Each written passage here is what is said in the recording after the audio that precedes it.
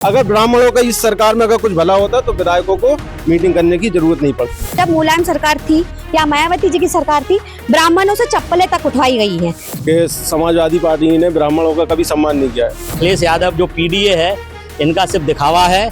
अखिलेश जी जब ये ब्राह्मण की बात करते हैं तो बड़ा हंसी सी आती है। आप यादवों के तो जीवन में हो नहीं पाए हो, ब्राह्मणों की बात करने निकले हो। तो धुरंधर तो मैं नहीं मानता, उनको रहमान डकैत जरूर कह सकता हूँ। योगी आदित्यनाथ जी से लोग डर रहे हैं। मौलाना मुलायम सिंह यादव ने जब अयोध्या कांड हुआ तो संतों पे गोली चलाने का काम किया, और ये लोग बात करते हैं कि हम ब्राह्मणों की बात करते हैं। मुलायम सिंह जी ने संसद से खुद कहा है, हाँ हम मुसलमानों के हैं।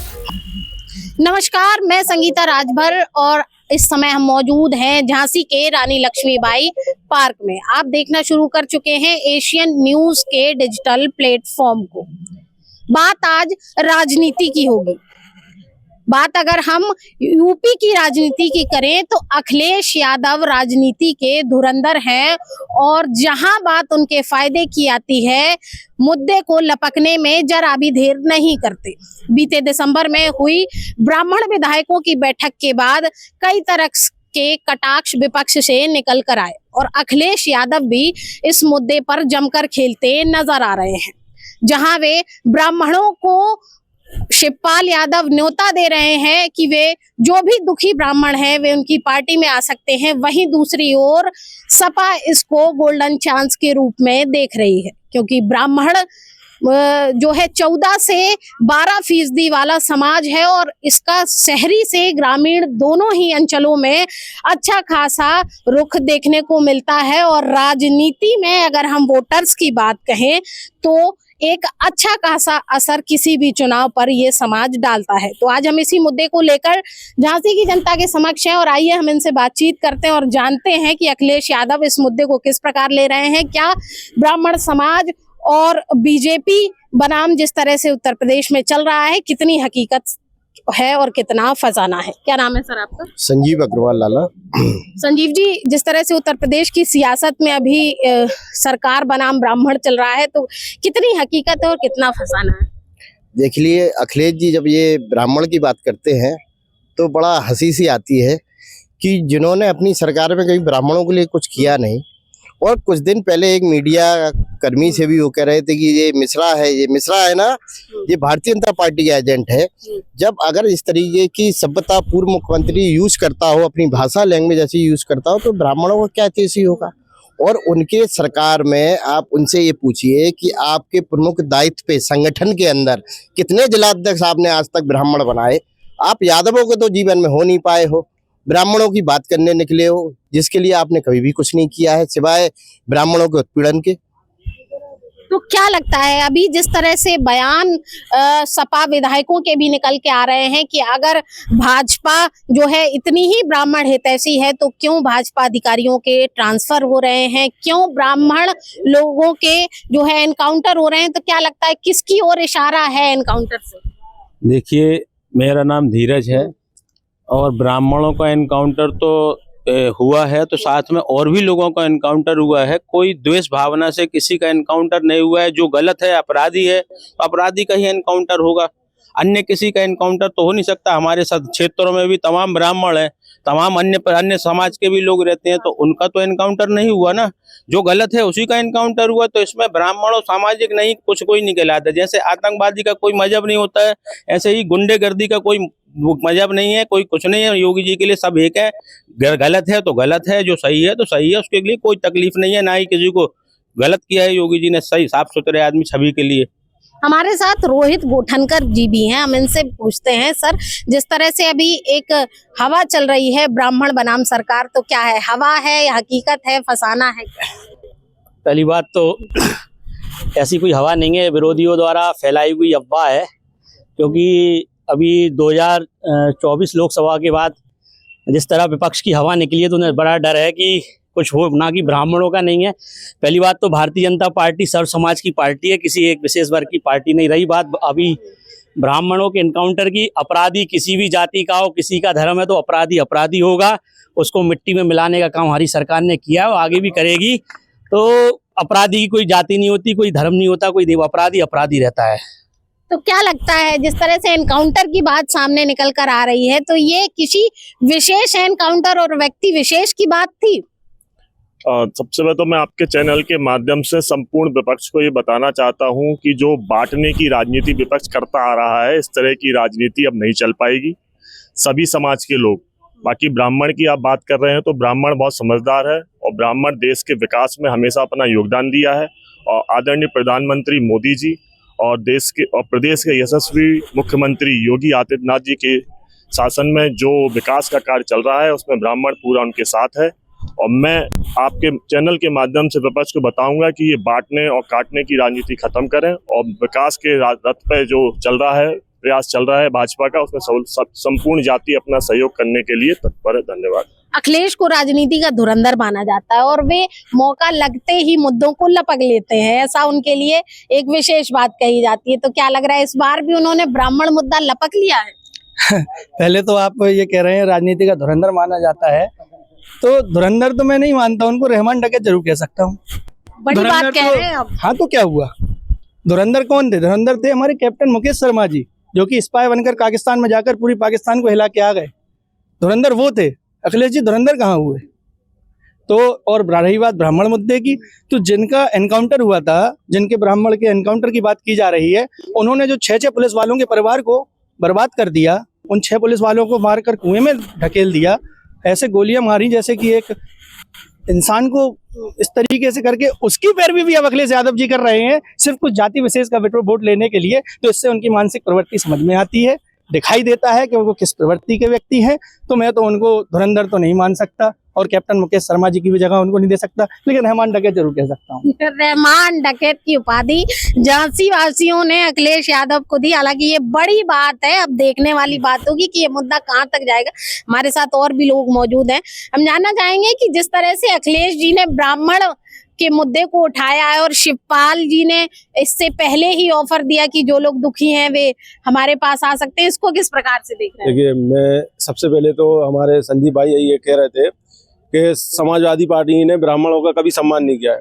मैं इनको बता दूं कि लखनऊ के अंदर सबसे बड़ी जो अभी पार्क है जानेश्वर मिश्र के नाम से, वो ब्राह्मण थे और जानेश्वर मिश्र के हम लोग एक जो भी समाजवादी लोग हैं जानेश्वर मिश्र के बताए हुए रास्ते पे हम लोग चलते हैं। लोहिया हो, जानेश्वर मिश्र हो, और ये कह रहे हैं कितने जिलाध्यक्ष बनाए, तो मैंने गिनती से अभी बता दूं तो हमारे यहाँ देखिए अभिषेक मिश्रा जी थे, प्रोफेसर अभिषेक मिश्रा जी, वो ब्राह्मण चेहरा थे और बहुत अच्छे वो मंत्री थे पूरे। और अभी विधायक मनोज पांडे हैं, विधायक आपके जो 2-3 विधायक अभी भाग गए वो हों, विनोद चतुर्वेदी हों, ये सब विधायक थे। संजीव जी क्या कहना चाहेंगे? नाम गिनाए जा रहे भाई नाम गिना रहे हैं, साथ में ये भी कह रहा है कि लोग भाग गए। भाई भागने का कारण क्या रहा? देखिए, इसलिए भागे कि कहीं ना कहीं लोग अगर जो डर गया वो भाग जाता है। बुलडोजर से या योगी आदित्यनाथ जी से लोग डर रहे हैं, उन्हें कहा जा रहा है बैकग्राउंड से या तो हमारे पास आ जाओ या घर बैठ जाओ। जो लोग डरते हैं वो चले जाते हैं। कोई बात योगी सरकार डराने का काम। हाँ, डरा रही है। जो डर रहे हैं तो डर जा रहे हैं, डर जाएं। अच्छा हुआ कि वो ऐसे समय पे चले गए, कम से कम हमारे 27 के चुनाव से पहले भाग गए, बहुत अच्छा हुआ। कम से कम हमें दोगले वो भागने वाले लोग तो पता चल गए, हमारे पास मिल तो गया कि हम किसको रखना है किसको नहीं रखना है। रोहित जी, बड़ी बात निकलकर सामने आ रही है कि योगी सरकार के डर से जो है विधायक भाग गए। विधायक कौन सा भाग गया? 4 विधायक। वो राम के भक्त थे, वो अयोध्या जाने के लिए उनने मना कर दिया अखिलेश यादव ने, तो जो राम का भक्त है भाजपा के साथ है। आप देखिए, बड़ी बात है। हाँ, ये कह रहे हैं राम के भक्त थे, मतलब वही 4 विधायक है और कोई राम के भक्त नहीं है। और कोई पास और होते तो भाजपा के आगे मनोज पांडे का स्वागत है, वो ब्राह्मणों के इतने बड़े नेता है उस क्षेत्र के, और उनको टेंशन इसलिए हो रही कि उनके जाने से बहुत बड़ा ब्राह्मण वोट भाजपा में आ चुका है। ये इन्होंने कहा कि वो राम भक्त थे। अयोध्या के जो सांसद हैं वो राम भक्त नहीं है, उनको एक उसमें नहीं बुलाते। कोई भी प्रोग्राम होता है रामलला के मंच पे कोई नहीं बुलाते। क्यों? क्योंकि वो एक दलित समाज से है। सिर्फ ये बड़ी बात है। ऐसा है, उन्हें हर जगह बुलाते हैं। ये तो सोच दलित की नहीं है, हम लोग भगवान राम के अनुयायी है। हम लोग ने जब हमारे प्रधानमंत्री ने द्रौपदी मुर्मू जैसी एसटी को राष्ट्रपति बना दिया, रामनाथ कोविंद जैसे दलित को राष्ट्रपति बना दिया, तो हमारी ये सोच नहीं है, पूरी देश जानती है। दलितों के साथ राहुल गांधी खाना खाने के बाद नहाने जाते थे, पूरी पूरा। अखिलेश यादव जो पीडीए है, इनका सिर्फ दिखावा है। जब भी बात आएगी तो अपने परिवार को ही सब कुछ देंगे, इटावा सैफई वालों को भी मिलेगा और भारतीय जनता पार्टी का सर्व समाज सर्व साथ है। और रही बात उनकी सांसद जी की, तो सांसद जी अगर आएंगे तो उनको हम लोग सम्मान देते हैं। वो जनता ने उनको जिताया है, वो हमारे वहाँ के अयोध्या के सांसद है। लेकिन उसके बाद आपने उपचुनाव में देखा जहाँ से वो विधायक थे अवधेश प्रसाद, वहाँ की जनता ने भाजपा को जिताया है। देखिए बड़ी बात निकल कर सामने आई कि जहां यूपी सरकार की हम बात कर रहे थे और राष्ट्रपति तक बात पहुंची है, तो अब क्या कहेंगे? पहले तो इन्होंने कहा कि वो अगला जो विधायकी का चुनाव आया वो हार गया। आपको पता है, पूरी मीडिया को पता है किस तरीके से चुनाव को लूटा गया। जहां वोटिंग हो रही थी 67%, 68%, उस वोटिंग को 32% पे लाके लोगों को जो इन्हें मालूम था कि ये पीढ़ी परिवार के लोग हैं, इनको गोली के रास्ते एक दरोगा महिला के ऊपर पिस्तौल तान के वोट डालने से रोक रहा था। तो ऐसे अगर चुनाव जीता तो क्या फायदे का जीता यार? चुनाव जीत जाएंगे, सत्ता कभी मुद्दे से मत भटके। हम फिर ब्राह्मण बनाम भाजपा सरकार पे आते हैं, इसको किस प्रकार से देख रहे हैं? देखिए, हमारी समाजवादी पार्टी में हर वर्ग को, चाहे ब्राह्मण हो, चाहे क्षत्रिय हो, चाहे वैश्य हो, चाहे मुस्लिम हो, चाहे यादव हो, चाहे दलित हो, सब लोगों का बराबर सम्मान है। क्योंकि समाजवाद का नारा ही समाजवाद, यानी सारे वर्ण और जाति बिल्कुल सेम बराबर हो। समाजवाद उसी का नाम है। और अभी नहीं, आप किसी भी सरकार को उठा के देख लीजिए समाजवादी की, हर वर्ग को बराबर से सम्मान मिला है। मैंने नाम भी गिनाया, भी आपको और चाहो तो और भी गिना सकता हूँ। भाजपा बनाम ब्राह्मण को लेके क्या भाजपा ने जो करा है, देखिए इससे पहले जो अभी ब्राह्मणों का हुआ, भाजपा चाहती है कि ब्राह्मण कुछ ना बोले। अभी ब्राह्मणों के विधायकों ने मीटिंग कर ली तो इन्हें बुरा लग गया। इससे पहले बताइए किस समाज की मीटिंग हुई थी विधायकों की? इससे पहले ठाकुर, यही इनके पिताजी जो थे मुलायम सिंह यादव, मौलाना मुलायम सिंह यादव, जिनको नाम दिया था मौलाना मुलायम सिंह यादव, वो ये कहते थे कि भारतीय जनता ब्राह्मणों की पार्टी है। ये अगर 10% नाम गिनाएंगे तो ये मैं गारंटी से कहता हूँ कि उसमें 15% हम लोगों का निकलेगा। हम लोगों के इधर ब्राह्मणों को जो सम्मान मिला है भारतीय जनता पार्टी के अंदर, सर्व धर्म का और सर्व जातीय सम्मान अगर कोई करती है तो भारतीय जनता पार्टी करती है। समाजवादी पार्टी की सरकार में जो दोहन ब्राह्मणों का हुआ है, जो संतों का हुआ है, मौलाना मुलायम सिंह यादव ने जब अयोध्या कांड हुआ तो संतों पे गोली चलाने का काम किया। और ये लोग बात करते हैं कि हम ब्राह्मणों की बात करते हैं, जो लोग किसी धर्म की बात नहीं करते हैं। जो लोग अगर चाहते हैं, ये सत्ता प्रेमी है, ये पैसा प्रेमी है और ये डकैत प्रेमी है। ये लोग जहां भी जब इनकी सरकारें रही तो यहाँ पर व्यापारी आज सुरक्षित रहा, ब्राह्मण आज सुरक्षित रहा, बहनें आज सुरक्षित रही। इनकी सरकार में कौन सुरक्षित रहा? जहां तक के जिनकी ये राजनीति करते हैं यादवों की, वो भी आज सुरक्षित रहे। केवल वो यादव सुरक्षित रहे जो मुलायम सिंह के आसपास थे, अखिलेश के अगल बगल थे या उनके नेताओं के अगल बगल थे। इन सारे लोगों ने लूटने का काम किया है। ये लोग ब्राह्मण जाति के कभी नहीं हो सकते, जीवन में नहीं हो सकते हैं। अगर ये हो सकते हैं तो ये एक वो दिखा रहा है, ज्ञानेश्वर मिश्रा जी का मैंने पार्क बनाया, परशुराम जयंती की जयंती क्यों नहीं बनाई? उनका वो बनाया ना, परशुराम जी का चौक बनाया। मुझे 5 मिनट का समय दे दें, अगर मैं मोबाइल से निकाल के, मैं खुद पार्टी कार्यालय पे जब वो परशुराम जी की जयंती मनाई गई, उन्हें फर से भेंट की गई हमारे राष्ट्रीय अध्यक्ष जी को, तब अभी ये कह रहे थे कि मौलाना मुलायम बोला, क्यों कह रहा है कि संतों को गोली मारी, हिंदुओं को गोली मारी, तो ये मौलाना मुलायम पे है। अब इन्हें ये बताइए, जो आदेश उस समय दिया था वो नृपेंद्र मिश्रा था, जिसे आप राम मंदिर के ट्रस्ट का सचिव बनाए हुए हैं। सचिव या मुझे थोड़ा सा याद नहीं है क्या है, आप उसको तो सम्मान दे रहे हैं। जिसने गोलियां चलवाई उसको आप ट्रस्ट में रख रहे हैं, और जिसने मुख्यमंत्री था उसको आप कह रहे हैं कि वो मौलाना है। ये देखिए, ये हमारे आपने देखा होगा कि मुलायम सिंह जी ने संसद से खुद कहा है, हाँ हम मुसलमानों के हैं, हमने 40 हिंदुओं की हत्या कराई है। आप उस पर भी कृपया बात कीजिए। अगर एक भी बार, अगर एक भी हाँ है, ये मैं मुसलमान हूँ, अखिलेश जी ने भी कहा, इन्होंने कहा है। मुस्लिम प्रेम दिखाते हैं, उनके लिए भी कुछ नहीं किया तो ब्राह्मणों के लिए क्या करेंगे? अगर ये लोग मुस्लिमों के लिए भी कुछ नहीं किया,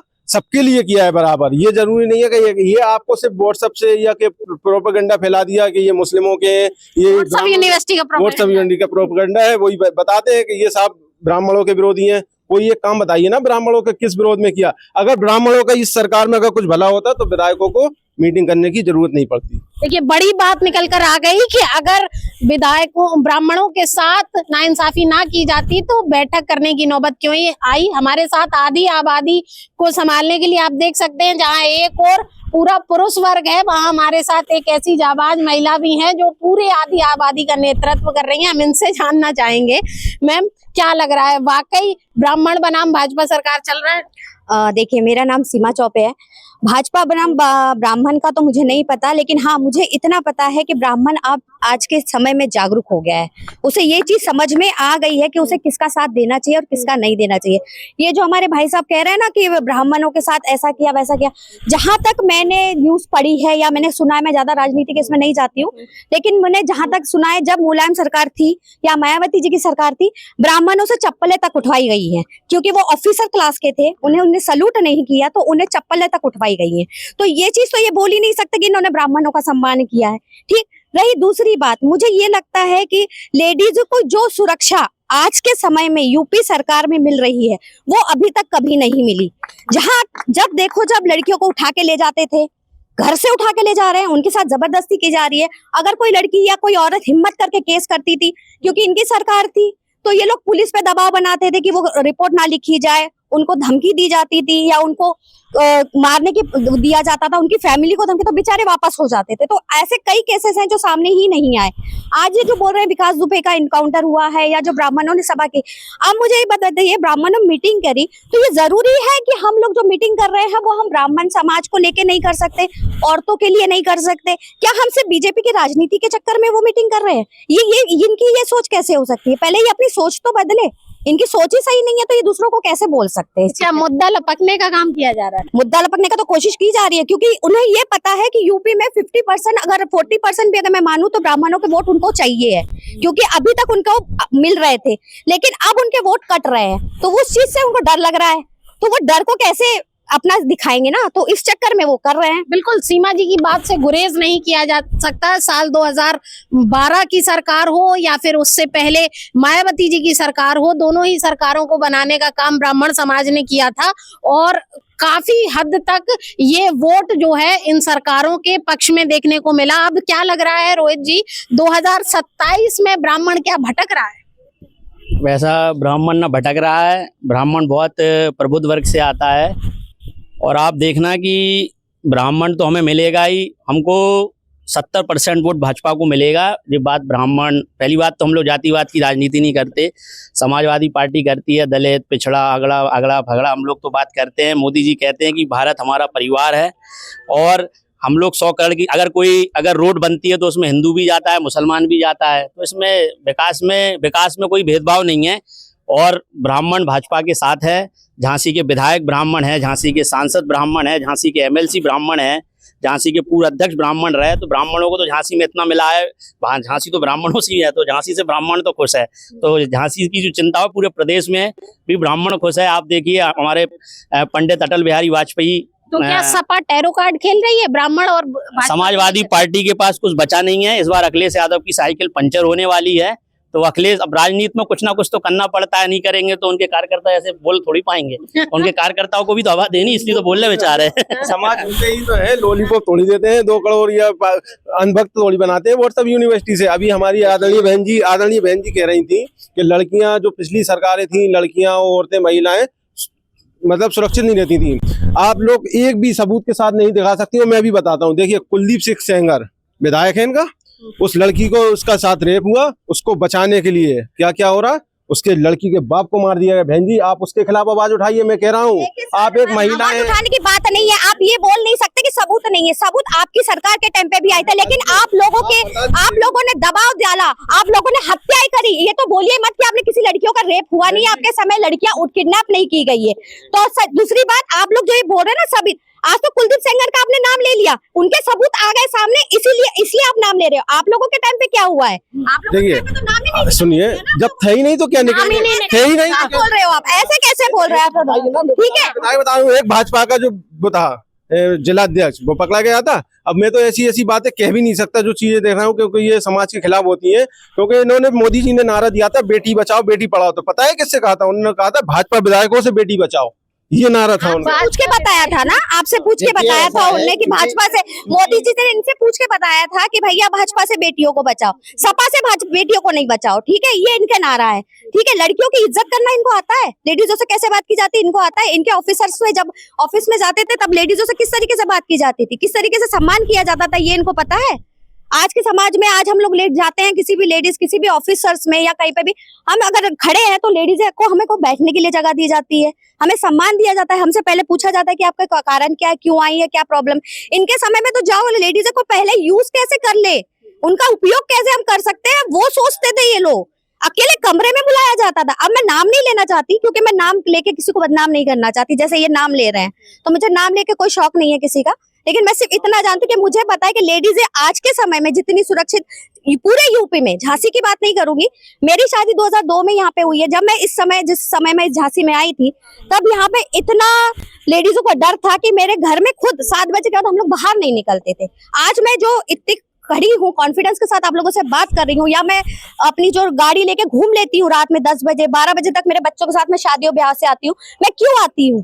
क्यों? क्योंकि अब मुझे डर नहीं है। आज अगर हम एक फोन करते हैं तो पुलिस की जीप हमारे साथ सुरक्षा के लिए आके खड़ी हो जाती है। इनके समय में थी ये सुरक्षा? इनके समय में था कि हम पुलिस को फोन करते पुलिस आता है? ये जो कह रही है ना कि एक फोन करते हैं वो पुलिस चली आती है, वो भी माननीय राष्ट्रीय अध्यक्ष जी की देन है। आप ही के जो अच्छे नहीं डायल 112 तो अखिलेश ये अखिलेश जी 112 मैं मान रही हूँ 100 नंबर को डायल 112 अच्छा किया, हम नहीं कह रहे, ठीक है वो बात नहीं कह रही हूँ, मैं सिर्फ ये बोल रही हूँ इनके टाइम पे लड़की जी क्या कह रहे हैं? घटने के बाद पहुंचती थी 2-2 3-3 घंटे बाद। आज 112 पे कॉल लगाई 5 से 7 मिनट में गाड़ी पहुंच जाती है। अगर कार नहीं पहुंचती है तो बाइक पहुंच जाती है 100 नंबर की। देखिए समय से पहुंच जाती है। नहीं समय से तो पहुंच जाते हैं, हम मना थोड़ी कर रहे हैं इस चीज के लिए, हम तो एग्री कर रहे हैं उस बात के लिए कि 112 डायल करते हैं तो किसी भी महिला को या किसी भी पर्सन को अगर जरूरत होती है तो हाजिर हो जाती है। लेकिन यही चीज जब मुलायम सिंह यादव जी सरकार में थी तब क्यों नहीं की गई, मेरा तो ये सवाल है इनसे। बहन जी, एक समय था जब जो चोरी डकैती सब हो जाती थी, लड़कियों के संग छेड़छाड़ हो जाती थी। आज किसी महिला के संग बदतमीजी होती है तो वारदात करने वाला चौराहे पार नहीं कर पाता है। माननीय योगी जी की पुलिस उसमें गोली ठांसने का काम करती है। कुलदीप सिंह सेंगर को तो नहीं ठांसी गोली। देखिए मैं आपको एक बात बता दूं, अखिलेश जी की पार्टी का नाम समाजवादी पार्टी जरूर है, उन्हें विरासत में मिली हुई है, उनके पिताजी की विरासत में मिली हुई जायदाद बेटा रखा नहीं पा रहा है। मैं तो कहता हूँ इंडिया में लोग राहुल गांधी को पप्पू कहते हैं, दूसरा पप्पू अखिलेश यादव भी पप्पू से कम नहीं है, क्योंकि उसके जो भी बयान होंगे पप्पू जैसे होते हैं। उनके पिताजी ने समाजवादी पार्टी बनाई, उसको खड़ा किया। आज आप ऐसे विषयों पे बात करते हो। आप ये देखिए, ये कोर्ट का मामला है सेंगर का, सेंगर ने कोर्ट ने किया, कुछ भारतीय जनता पार्टी ने थोड़ी उसको दिया है, कोर्ट का आदेश है। कोर्ट का आदेश भी जब आया है, जब जो पीड़ित महिला थी, पीड़ित महिला के 2 बार बयान बदले हैं। पीड़ित महिला की जब जांच कराने की बात हुई तो पीड़ित महिला ने जांच कराने से इनकार किया। आप ये सब चीजें तो देखिए भाई, ये कोर्ट में मामला है, ये कोई भारतीय जनता पार्टी के राष्ट्रीय कार्यालय में थोड़ी डिसीजन दे दिया। भारतीय जनता पार्टी के लोगों ने बेल के बाद मालाएं तो पहनाई संजीव जी। बिल्कुल पहनाएंगे, क्योंकि अगर वहाँ बेल दी है तो इसका मतलब आप ये मान लीजिए कि किसी निर्दोष आदमी है और ये माला पहनाई नहीं पहनाई। उन पर आरोप है, आरोप सिद्ध होता है या नहीं होता है वो अलग बात है, लेकिन इस तरह से माला पहना के स्वागत करना वो कितना भारतीय जनता पार्टी में किसी समय रहे हैं। भारतीय जनता पार्टी पूरी नहीं चली गई माला पहनाने, भारतीय जनता पार्टी से तो निष्कासित है। वो हर आदमी के एक अपने समर्थक होते हैं 4-6, वो चलेगा, उन्होंने पहना दिया होगा। भारतीय जनता पार्टी के जिम्मेदार ने पहनाया, प्रदेश अध्यक्ष ने पहनाया, राष्ट्रीय अध्यक्ष ने पहनाया, वहां के जिले अध्यक्ष ने पहनाया। आप बताइए ना कौन से महत्वपूर्ण आदमी ने पहनाया? अगर उनके 4 से पुराने कभी रहे हैं, सब समाजवादी पार्टी में भी रहे, बहुजन समाज पार्टी में भी रहे, तो उसमें आप पता नहीं रहे कि समाजवादी पार्टी में रहे। अगर वहां गए हैं तो इस बात की क्या गारंटी है वो भारतीय जनता पार्टी के कार्यकर्ता थे इन्होंने। आखिरी सवाल मेरा, हम फिर से अपने मुद्दे पर आते हैं, ब्राह्मण बनाम भाजपा। तो क्या अब 2027 में ब्राह्मण तेजपत्ता बनने का काम करेगा या फिर पनीर गोभी मटर बनने का? ब्राह्मण हमेशा पनीर रहा है और जिस भी सब्जी में गया है वो ब्राह्मण की ही कहलाई है, पनीर की ही कहलाई है। तो मैं आपको ये बता दूं कि समाजवादी पार्टी को 2027 में अपनी पार्टी का नाम बदलकर समाज विवादी पार्टी रखना पड़ेगा। समाजवादी पार्टी अब ये नहीं रह जाएगी, क्योंकि इनके पास सिर्फ काम समाज में विवाद फैलाने का है, समाज को बांटने का काम है। और ब्राह्मणों के जो एक बयान दिया था, हिंदू धर्म को बड़ा आघात पहुंचा था उससे कि कहीं भी पेड़ के नीचे एक पत्थर रख दो, उस पर लाल रंग लगा दो, लो मंदिर बन गया। ये तो कितना गलत बयान था उनका।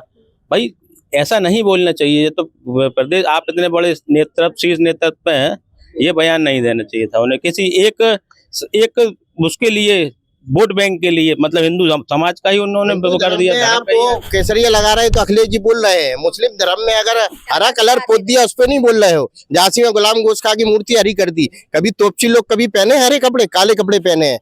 किसकी सरकार में पोती गई ये बता दो जनाब, बिना सोचे समझे व्हाट्सएप वाला ज्ञान सीधे हाल ओढ़ेल देना है।